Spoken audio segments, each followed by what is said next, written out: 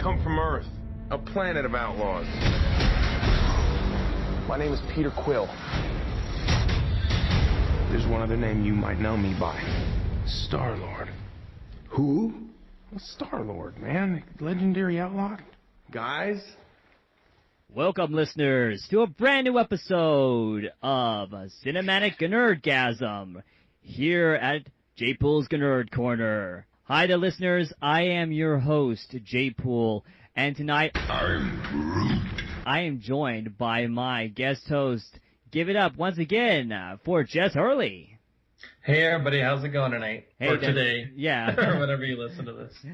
Maybe like 2 days from now. We're recording this on Sunday. Right. Tonight we are actually talking about, and this is a little late, and I know a bunch of reviews have already been out, but we're talking about Guardians of the Galaxy. And that's the film we're reviewing tonight, and this is a Marvel Studios film based on the beloved comic book, Guardians of the Galaxy. And I'm just going to say it right now, like, this is better than the Avengers, personally for me. And I love the Avengers. But this just had something, more to it than I think the Avengers had in general. And I read the Avengers when I was younger. Wasn't a big fan of it. It was more of an X-Men Spider-Man fan, but I really enjoy this. And I know I'm sort of giving out almost my end review already at the beginning. But I enjoy this film. Jess, what do you think about this film? And then we'll get into the description for the film. Well, I'm gonna have to agree. Also, I think it was better than the Avengers, and that's really hard for me to say. If you know how much I love the Avengers, like it's held on to my number one spot, overall for quite a while now. I will say that there were a lot of things about this film that were more endearing, and I think will stand the test of time better than the Avengers would. I don't know that after part 2 of Guardians of the Galaxy, we'll look back and say part 2 is just this amazing, phenomenal thing, whereas Guardians of the Galaxy kind of has that one-of-a-kind quality to it that might be hard to grab onto again. Just from the soundtrack alone, some of the character development, and we'll talk about more. But yeah, I would agree that it is better than the Avengers. And that is not in any way an indictment against the Avengers. I freaking loved that movie. I watch it probably at least once a month. But Guardians of the Galaxy, holy cow. Exactly. All right, so we're going to get sort of into the plot. We're not going to try to spoil that much of the film. I think the trailer does it enough, and if you've been on social media, they've spoiled plenty. Hopefully they had spoiler warnings on there before. But we're going to talk about some of the main characters and what they have to do in this film. So we start off with Peter Quill. He's sort of this, played by Chris Pratt. He's sort of this renegade. He's pretty much Han Solo. He's kind of a jerk, but he's good at his job. And he runs by the code name, quote-unquote, Star-Lord. And he's really full of himself. But like I said, he's really good at his job. And I love the intro to this film because it's just the music, too, goes so well with, the title sequence and everything for Guardians of the Galaxy. And it really shows you who the character really is. Even the intro to the intro goes really well, too. So there's the part with the music. There's also the part with the drama that starts out like kind of punches you in the gut at the beginning of the movie. And then you got some more lighthearted stuff happening after that. But yeah, I do like the depth that they give you pretty much with Peter Quill, even though there is some mystery behind him still. But there's enough to where you are kind of rooting for him, even though you know that he's not the nicest guy. Exactly. He is kind of a jerk. Yeah. But he sort of has, especially at the beginning, he sort of has this almost Captain Kirk bravado. In a way, and he also sleeps with a lot of alien women. Right, he even forgets they're in his ship. Yeah, he reminds me, I would say probably a lot patterned after Han Solo because he's got his own ship and a smaller crew, but also a lot like Captain Kirk with just his personality, and just kind of I don't know. He's got a heart in there, which you can see, especially as the movie progresses. But definitely more towards those two characters than anything else that I can think of right now off the top of my head. Exactly, exactly. So at the beginning of the film, we see him going after this sort of metallic glowing orb. It's apparently a job that he was supposed to be working with his quote-unquote Ravager friends, and decided to go solo on it. And he gets in trouble with some other people after the orb as well. And one of them is played by Jaimin Hansu. I love that actor. He's a really good actor. And he manages to escape, but now he's on the run from these guys. He has no idea who they are. All they know is he works for this, this other villain, or that we're going to actually talk about a little later, and it's Ronin. And he has no idea who Ronin is. I don't know how he could miss who Ronin is, considering that Ronin has been terrorizing a lot of planets all across the system. But I guess he hasn't been watching enough Entertainment Tonight or something, whatever they have. Right. Some type of like CNN for galactic planets. But yeah, Ronin. We find out Ronin is this terrible Kree, almost a rebel himself. He doesn't speak for the Kree Empire. But if you've ever read the comic book, he's sort of like a judge, hence the giant hammer. But he makes the judgments himself, so he's almost like an evil Judge Dredd. Right. And, because Peter Quill is doing this mission on his own, unfortunately, he pisses off the wrong people when they find out that who else is after the orb. Well, his original bounty for the orb goes a little awry. He's not able to collect his money. And then we get into a bunch of other characters that, personally, for me, are actually, I find them probably the best characters out of the whole film. Even though Peter Quill's the main character, the characters we're going to talk about soon are my favorite out of the whole film, and I think for a lot of people, too. They really enjoyed these characters. And Right. It's kind of like, to me, it's kind of like Luke Skywalker in Star Wars. He's probably the main character. Yeah. But he's not the most liked. Exactly. You know what I mean? Like, nobody says, I want to be Luke. They all want to be one of the other cool characters that they had in that universe. That's kind of, not saying that Peter Quill's not great, but there's so much richness character-wise in this movie that you kind of want to be almost anybody but him. Exactly.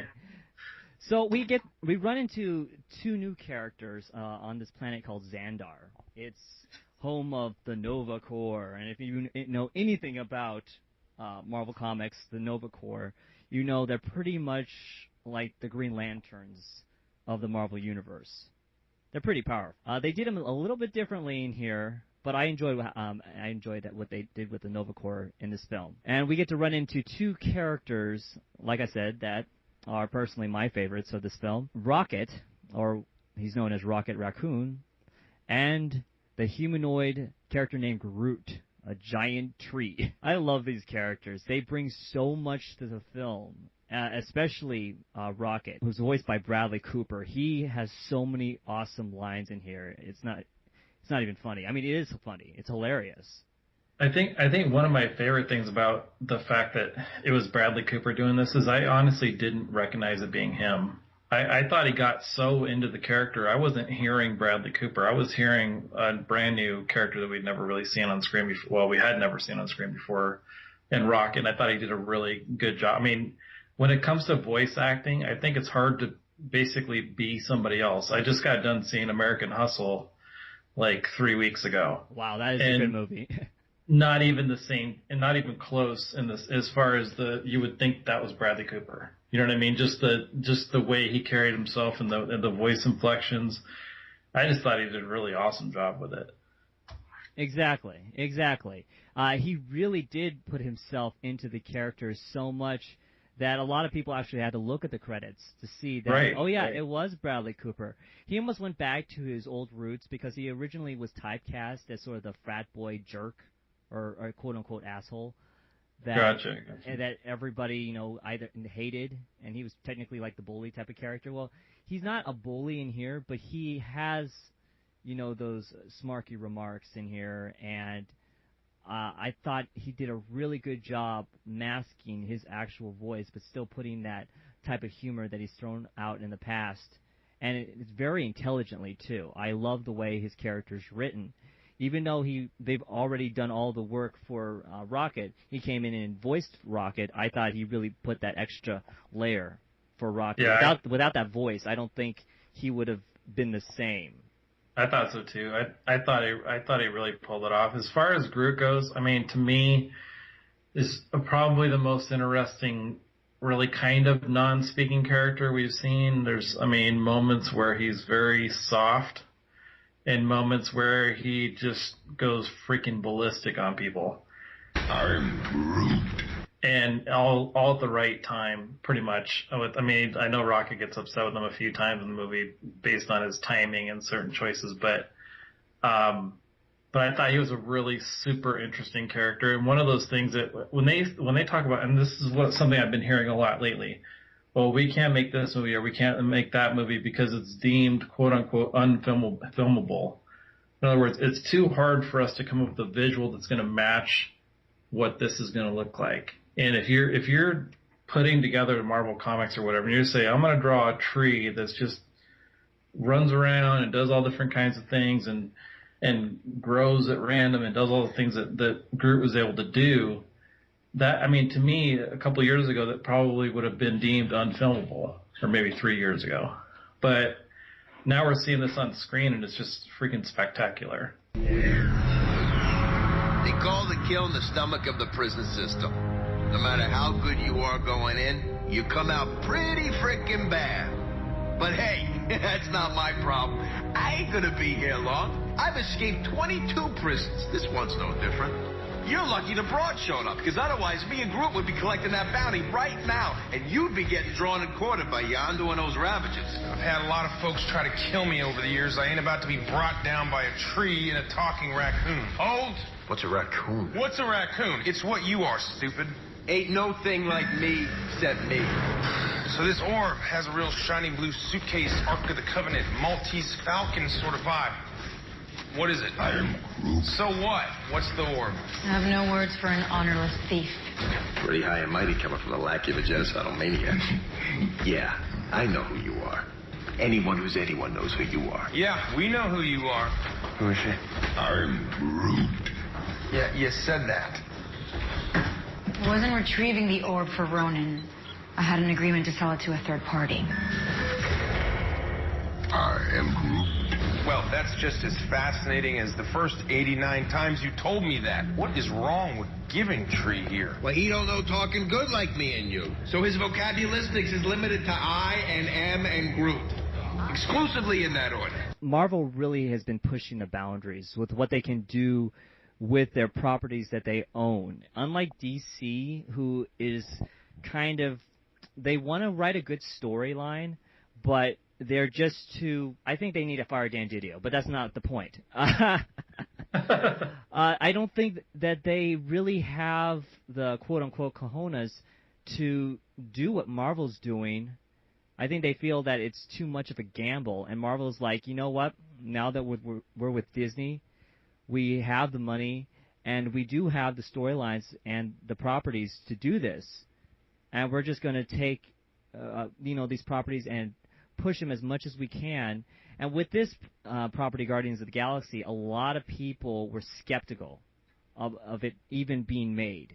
Because they're like, how are you going to get an audience hooked on something that is so, quote-unquote, alien to a lot of comic book readers that haven't even, that aren't involved either with Marvel or even with Guardians of the Galaxy, because everybody knows X-Men, everybody knows Avengers, at least, the Avengers, the main, Avengers like Iron Man and the Hulk and Thor, right. But no one really knows about the Guardians. I mean, I know about them because I'm a huge Marvel fan, but there are a lot of people out there that would be scratching their head like, who the heck are these people and why should I care? And it's amazing what Marvel has done to really get people hyped up about these characters and really make you feel emotion when you are watching this film, because this is not, I was going to talk about this later in the podcast, but this is not an origin story. Usually you need an origin story for characters like this to get really invested in, and I personally thought they did did such a good job in this film that you got invested right away with these characters because of how well written they were, and I thought perfect dialogue they gave for each of these characters. Right. Well, a couple things just off what you said there. One, if I'm a studio executive or an executive producer, and you're telling me that you want to go make another movie that basically had the same kind of fan base that John Carter did, I'm probably saying no, I'm not going to do that.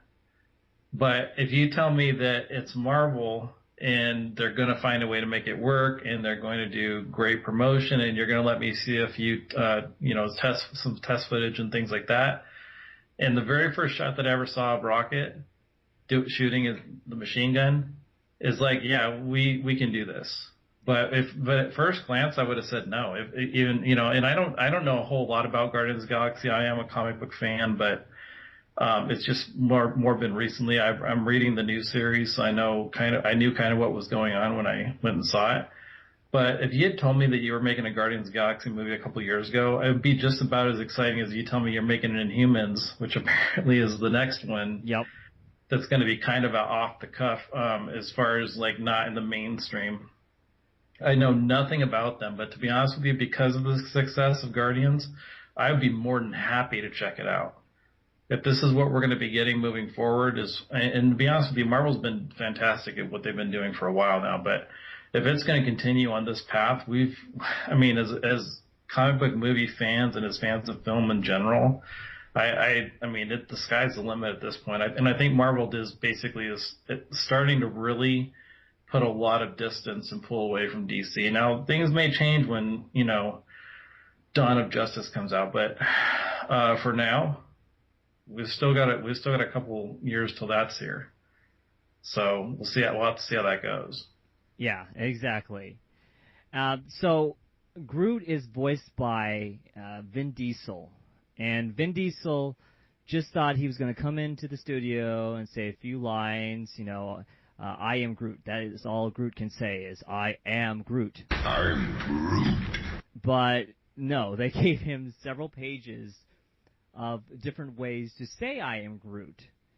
And Rocket translates for Groot in here. It's actually adorable, the way he translates for Groot. Because no one else can understand Groot except for in the context of the conversation. If you kind of understand where the conversation is going, you can kind of see Groot's body language and his facial expressions. He's almost like a big puppy dog, in my opinion. Right. Yeah, I would agree. He always seems to be looking for, your opinion so that, he can give you that reaction on his face, which is usually a happy reaction, even when he's killing. He's an extremely powerful character, and not just emotionally in here, because there are parts in here that are really interesting where they get really emotional with the character Groot. But he's also extremely strong, and he has a lot of different abilities. Right. And I thought they did such a great job with Groot. If you asked me 10 years ago that they would have a giant tree as a main character, I'm being like, you're talking about an Ent? From Lord of the Rings? Because I think Groot could kick an Ent's ass, but that's just me. I'm Groot. Right, yeah, I would. Ent just moves so slow. Doesn't have that problem. He gets around and he's fast, and I don't think it'd be. I guess the net would be bigger, maybe, but yeah, we really outside of that, yeah, you really get the feel for this character, both Groot and Rocket, and also we have another character that comes out of the mix. We have, Gamora, and Gamora is played by Zoe Saldana. Now, you may recognize that name from, she plays Uhura on Star Trek, or J.J. Abrams' Star Trek. So she's big into the whole sci-fi realm already. She was also actually in another comic book film, too, called The Losers. It didn't do so well in the box office. Right, and that's actually the first time I saw her on film was in The Losers. And I read a couple reviews on that movie saying that she didn't do as good a job in that. To be honest with you, I thought she was pretty awesome in that movie, too. It was pretty underrated, like you said, but and not very popular. But I actually dug it, and it kind of made me want to see the Star Trek movies with her in it. And then when I found out she was in this, I was like, oh, we've got a really good actress on our hands. It's kind of underrated, and especially really did a good job of fitting the role, I thought. Exactly. Now, Gamora is one of the adopted daughters of the Mad Titan Thanos, who was recently cast, where Josh Brolin was cast as Thanos. And if anybody in the comic book realm that's listening knows who Thanos is, he will soon be the wielder of the Infinity Gauntlet, which of course means it's like this golden glove with all these colorful stones in the knuckles, and it's a very powerful gauntlet. Pretty much, it has the ability to destroy the universe, and remake it to his liking or whatever. Right. So we also have, like we said before, Ronan the Accuser, and he's working for Thanos because he wants to destroy Xandar. He has this one goal, and it's to destroy the planet Xandar. Then to do that, he has to get this orb that at the beginning of the film we see Peter Quill take from this planet, and because Thanos needs it. He doesn't tell Ronan what's in the orb. He just says, get this orb and I'll help you destroy Xandar. And Ronan is played by Lee Pace. Now, if you recognize that name, Lee Pace was in a television show called Pushing Daisies. He played the main character in there. It was a very good show. It didn't last very long. Personally, for me, I wish that it would lasted longer because I thought it was an interesting concept. It was really cute, and it had to do with death. He brought people back from the dead, and I think it was like a minute. He could only have them along for a minute, and if it was past that time, they would still stay alive, but somebody else would die. Sort of a balance in the universe. So he's also on another show right now. I think it's a TNT show called *Halt and Catch Fire*, and he's a really good actor. I really like this guy. He's a very tall actor as well. But Ronan is this Kree warrior that is very strong. He has very strong beliefs in what he's doing, and he just hates Xandar and the Nova Corps in general. So the first scene you see with him is he takes his hammer and just crushes this guy's head. He's not a nice person. So right, yeah. That's one of those films where they kind of cut away. One of those scenes where they kind of cut away. But I actually was thinking in my head, this might be one of the craziest villains that we've seen in the Marvel Universe yet. Just because he's not shooting people, he's not, flying in a rocket ship or doing something crazy to try to figure out how to kill somebody. No, he's just got a hammer and he's just going to take care of it right there. And I mean, to me, even though the film is overall light, I thought we had some really, really solid villains in this one. Exactly. Yeah, I also liked Michael Rooker, who I've met multiple times. I've gotten a picture with him a couple times. And he plays Yondu. Now, in the comic book, Yondu has this huge red fin on his head, and he has a bow and an arrow that is controlled by whistling. In here, they sort of shortened his red fin on his head, so it sort of looks more like a small mohawk that sort of glows red. And he doesn't have the bow, but he does still have the arrow that he uses and controls by whistling.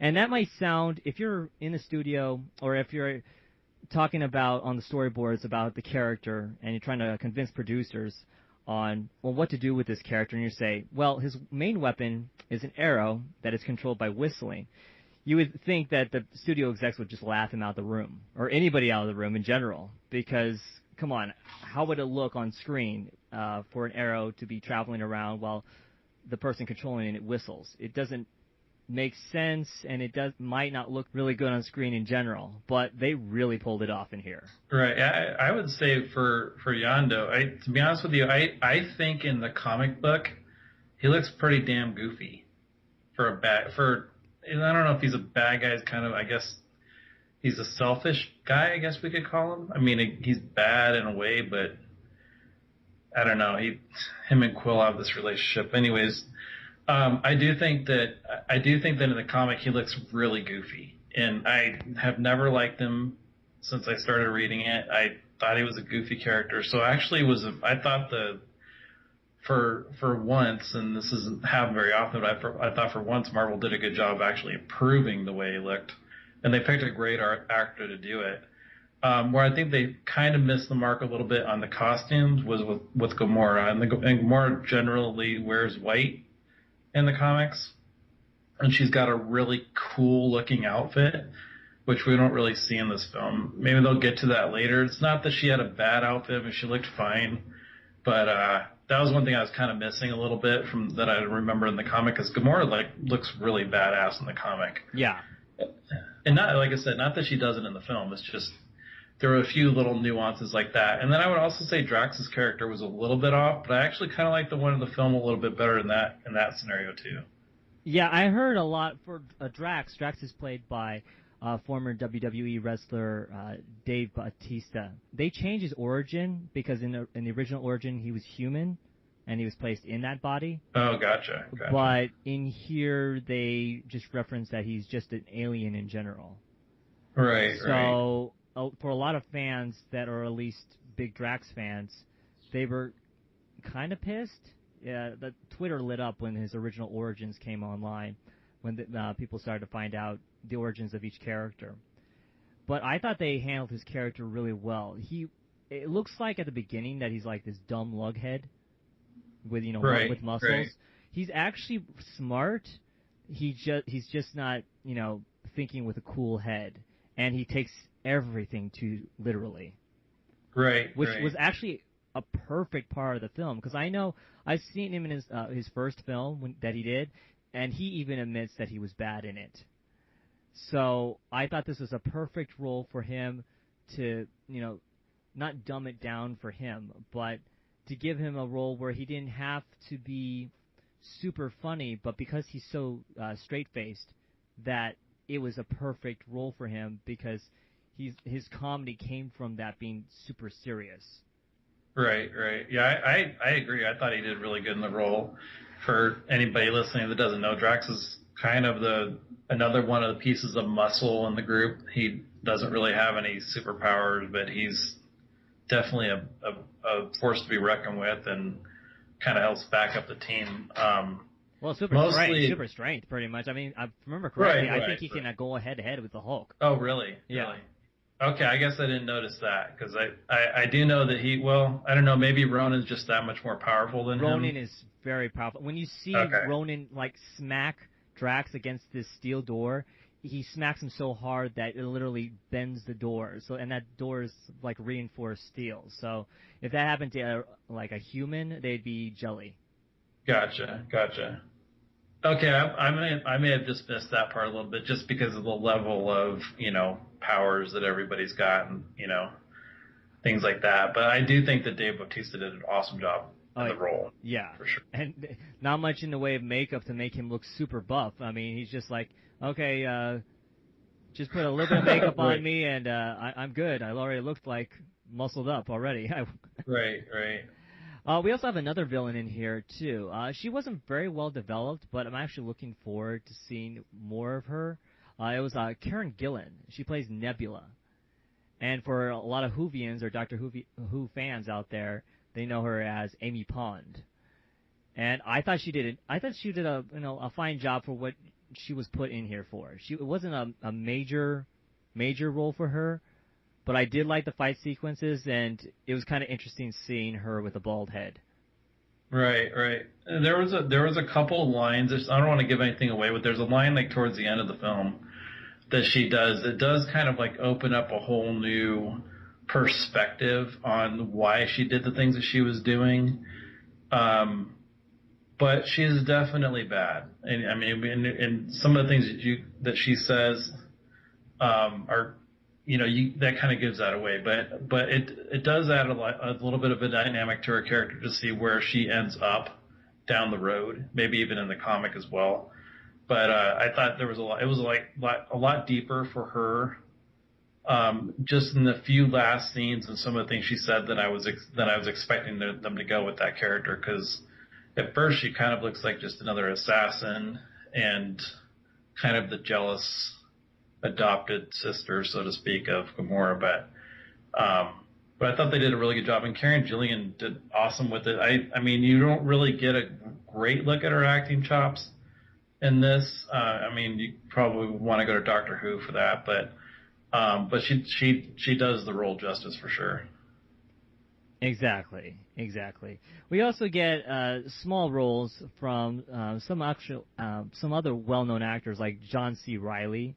He plays a Nova Corpsman called Raman Day, and Glenn Close, who plays Nova Prime. And also we get Benicio del Toro coming back after doing the little cameo at the end of Thor 2 as Tenalir Tivan, or a.k.a. the Collector. Right. I almost want to see a film all about him. He just plays he plays it off so it's almost campy in a way, but it's to the point of like I really want to see more about him. Right. I think that the character was really interesting. I think the casting was bad. And here's why I say that, because Benicio del Toro could carry a movie by himself. He's freaking amazing. Oh yeah. His acting, like, he's phenomenal. I almost feel a little bit like it was kind of a throwaway character, and I hope that doesn't end up being the case. Like, I hope we do see more of him. But I'm Groot. But really, if I'm picking him to play anything in my movie, it's not going to be that dude. I'd probably pick somebody else. I'm not trying to rip on the movie or anything like that, but just that part I thought was a little bit miscast. Yeah. Just because I know what Del Toro can do. I've seen him in a lot of movies now, and he's holy freaking cow. Like, yeah, watch The Hunted with Tommy Lee Jones. Right. It's such a good job. No, but as far as the character is concerned, I think we're going to definitely see more of him, because I hate to spoil it, but he doesn't die in here. And so you can probably see more of him, because he is a collector of rare items and rare creatures. And I love there is a character that they've already spoiled online. It's been weeks since the film premiered, but he has so many creatures in there that are so recognizable. We get to see Cosmos the dog, or Cosmo the dog. Who's this psychic dog? Of course, we don't get to hear any of him say anything in here, but if you see him, you know exactly who he is.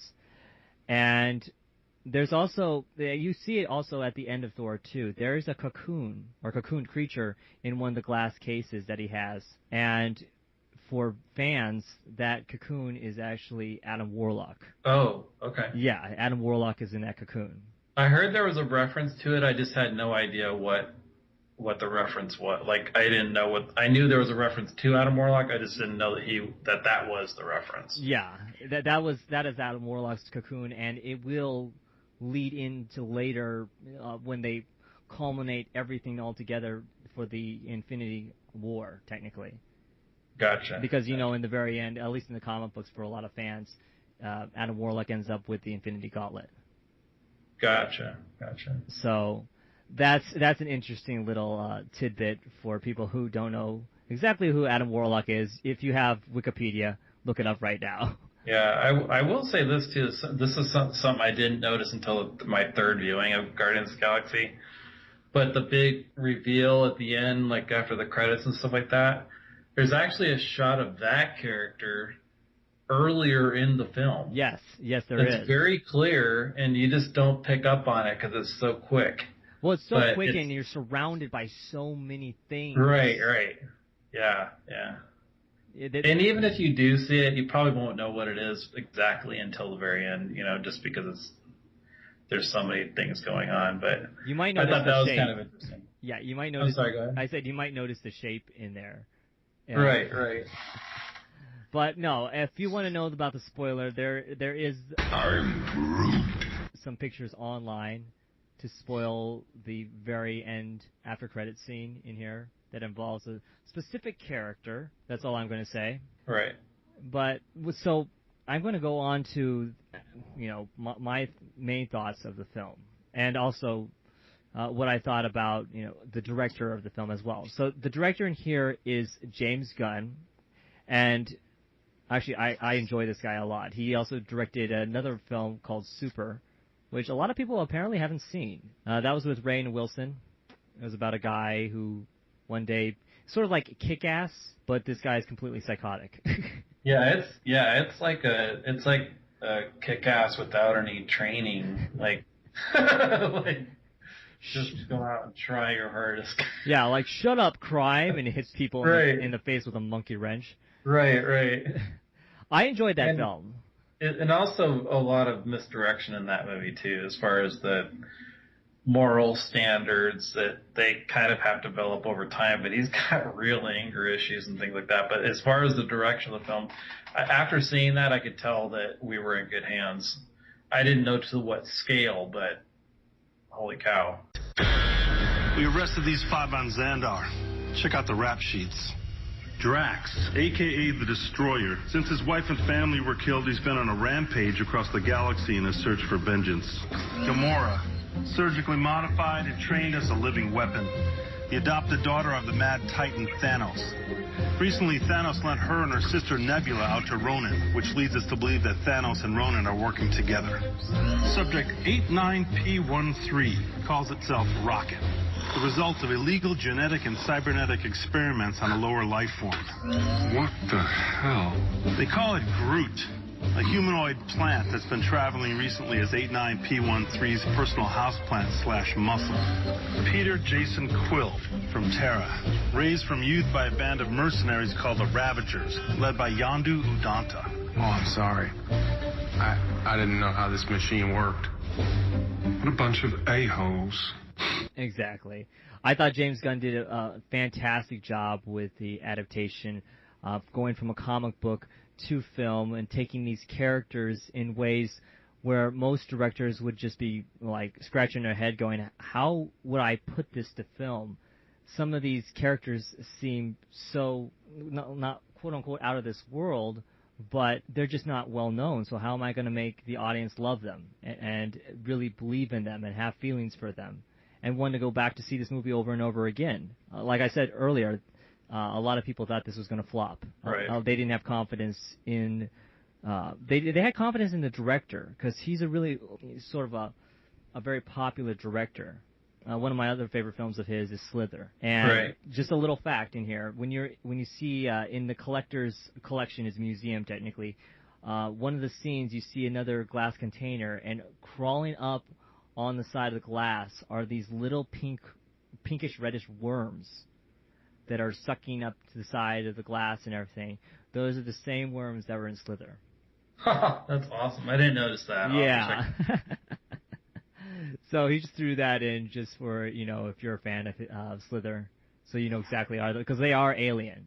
So that kind of sort of makes sense. But no, I thought he did a good job with the budget. He had $170 million to work with, so it wasn't like he had a small budget. Disney throws like $200 million at films these days, especially with Marvel. Right. He did a good job keeping it in under 3 hours. It was 122 minutes. And he worked so well with the cast, I think. He really brought these characters alive. And like I said before, especially with Bradley Cooper and Vin Diesel coming in to voice characters that have already had their motion capture and everything, he really directed them so well that they really, like I said, put another layer to those characters after all the motion capture and everything. Without those characters, I think this movie would only be half as good, personally, in my opinion. Yeah, I agree. Because it was a simple premise. I mean, it wasn't really complicated. Right. It was and I know that was some people's knock on it, saying it was too simplistic, but and like I said, it's not really an origin story, but it's kind of an origin story to this group of characters.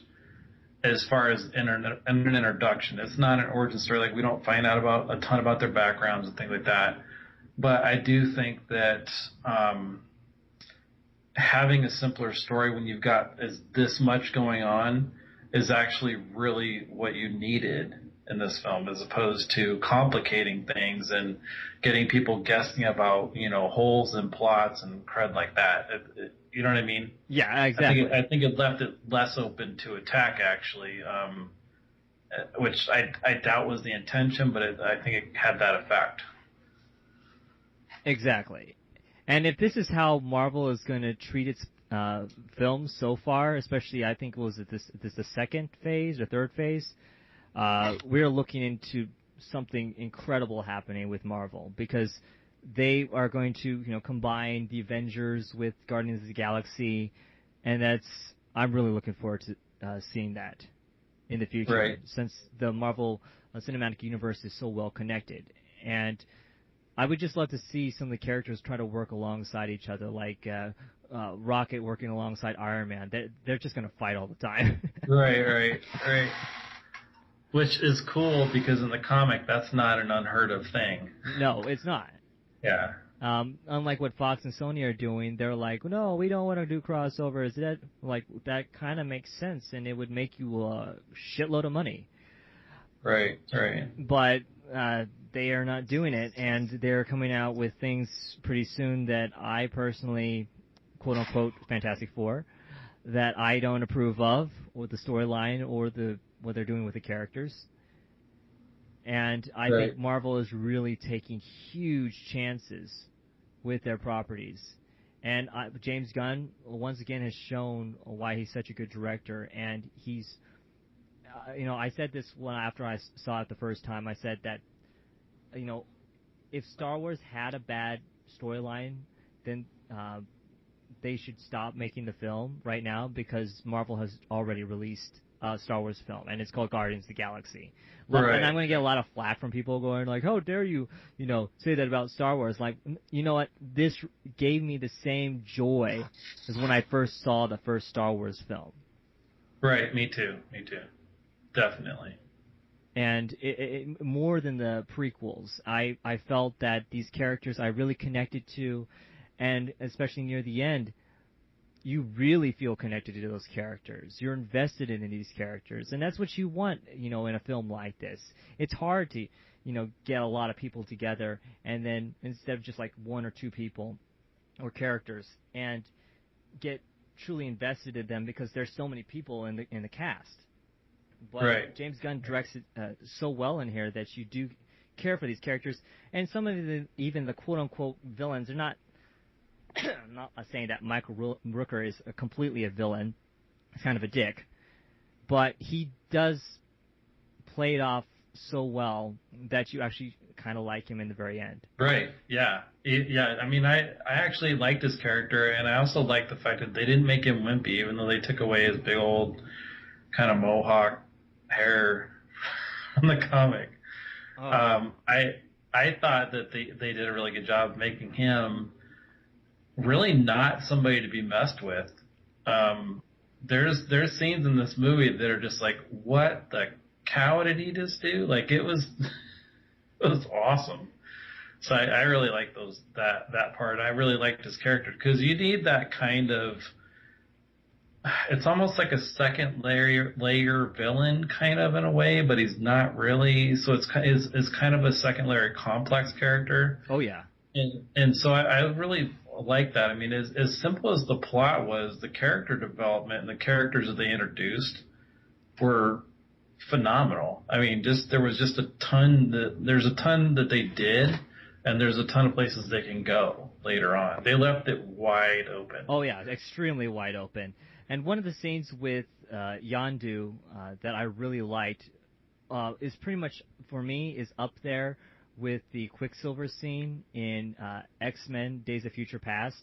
Right. It's just one of those scenes that you don't really expect to happen, but when it does, your mouth is like, it drops to the floor. Right, you're like, what? And then you realize how much not to mess with Yondu. He's just this character that seems very like, oh, he's threatening, but he can't really do anything. And then you realize, holy crap. Right. He really can do something. Right, yeah. So I really enjoyed that thing. Like I said before, it was a simple storyline, and I think the thing that really brings the movie together are the characters and their dialogue with one another, and the humor that comes out of that. It almost sounded like a lot of that humor was almost improv, personally, for me. Right. Because it seemed so natural. It didn't seem forced. Every time the five of them, is it five? Yeah. Every time the five of them are sitting down in a room, glorious things happen. Just in the conversation alone. I almost wanted to see more of that. Just them sitting, talking to each other was actually, I thought, some of the most intriguing stuff in the entire movie. Just because it was so much like if you got five strangers together, what would happen, and the fact that they're starting to develop these kind of underlying affections for each other, like they kind of realize that they're all they've got, and they're kind of developing, they don't want any of them to die as well. That, and so the chemistry between all five of them is just freaking great. And I liked a lot of the scenes where they're just sitting there talking. I thought was pretty fun stuff. Nice. Now, I talked a lot about my final thoughts of the film. What are your final thoughts of the film? The plot line, the CGI, the cinematography for the film. What did you like about it? I thought I just watched Thor the other day, or yesterday actually, and it reminded a lot of the cinematography they're using as far as the CGI and the effects and stuff like that. A lot matched that movie. It's easier to do CGI when you've got darkness going on. So in the light scenes, some of it does look a little bit comic booky, but it's not bad at all. It's really well done. And anytime there's any kind of space atmosphere going on, or fights that are a little bit in the dark where you've got some decent lighting here and like that, that's when I think those effects CGI really shines. I'm not saying the CGI in it was bad at all, but it does remind me of a little bit of the first Thor, and kind of the way that what's that world called? Xandar. The way Xandar looks, you can kind of see some of the same guys worked on Thor 2 and Thor, and so you can see that. But I don't think there's any problems with that.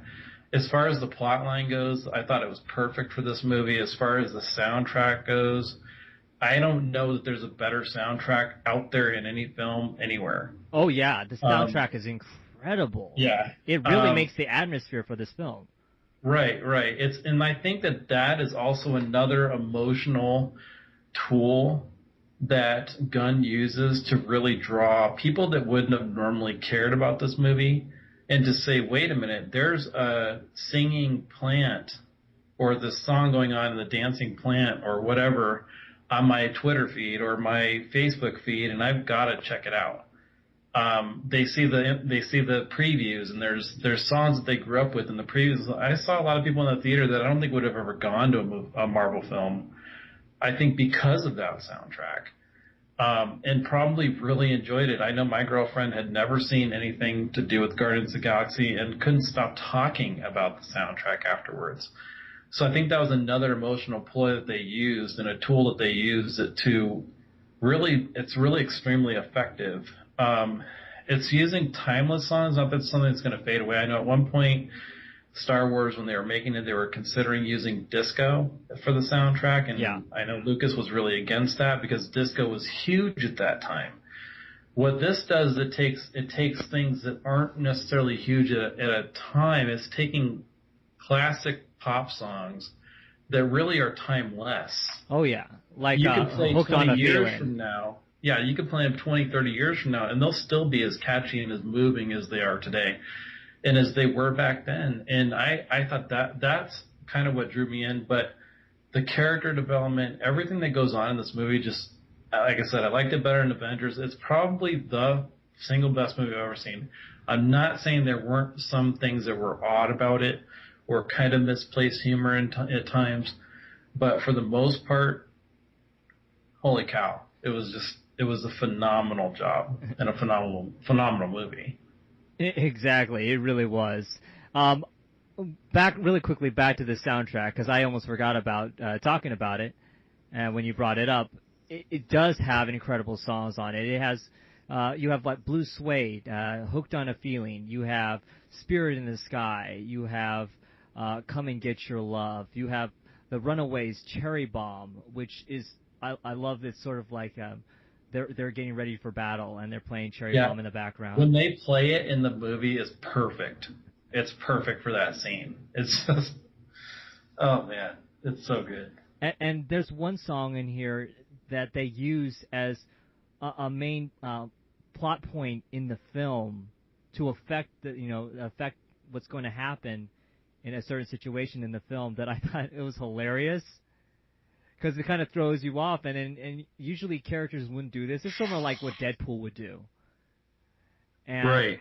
It's just funny seeing it in a Marvel film, and even there's a character in here, I'm not going to say who, that wonders what the heck is going on because, like I said, this song affects the scene. And Right. I thought that was perfect too. It was. It's because it caught me off guard. And if you can catch the audience off guard, I think that's really a big key in situations like that. Exactly.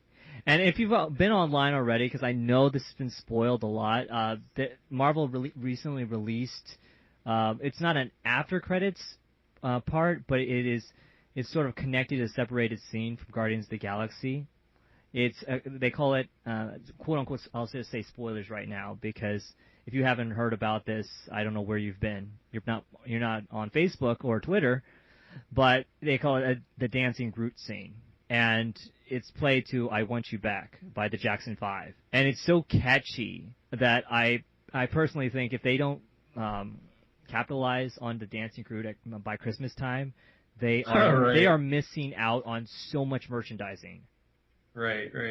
Because you remember those dancing flowers in the early 90s? Right. Yeah. Yeah. You know what else I thought was cool? My son and I were at the mall the other day and saw Disney's already got some cool Guardians of the Galaxy toys out and things like that. I really think that that's a big key to success as far as movies go. Obviously, the film made a lot of money, but those types of things where you've got kids now clamoring for more, that's what keeps these things going ultimately. Box office is always huge and so that, but then you've got adults saying, well, I don't know if I want to do it on that. But if their kids are buying the toys and their kids are saying, Dad, when are you going to make this next freaking movie? That's huge. So I was really happy to see that, because some of these films don't come out with that stuff, or the toys that they have for the film are almost too expensive for kids to get a hold of. So I thought that was cool too. Nice. All right, so we're going to get to the rating for the film. So, Jess, what do you give this film as far as your rating? I'm going to give it a 7 out of 7. That's the highest rating that I give. I have a definition for it, but I'll let you give your rating first before I read my definition, because I can't remember it off the top of my head. Okay, all right. I give this film 5 out of 5 I Am Groots, because as far as Captain America: The Winter Soldier, which personally I put even above the Avengers, this goes like almost right next to it, and I gave The Winter Soldier a perfect score as well. Right on. This was an incredible film. It had incredible special effects. It had characters you cared about. It didn't have a very complicated plot or storyline, but it really brought the characters. Really are the things that you came to see. They really bring the story to life, and the soundtrack really is the atmosphere. Is a really big part of the atmosphere of this film. I can't say anything. There's so much more I want to say about this film. I've seen it 5 times already in the theater. And Holy cow! Yeah, I'm at 3, and I thought that was a lot.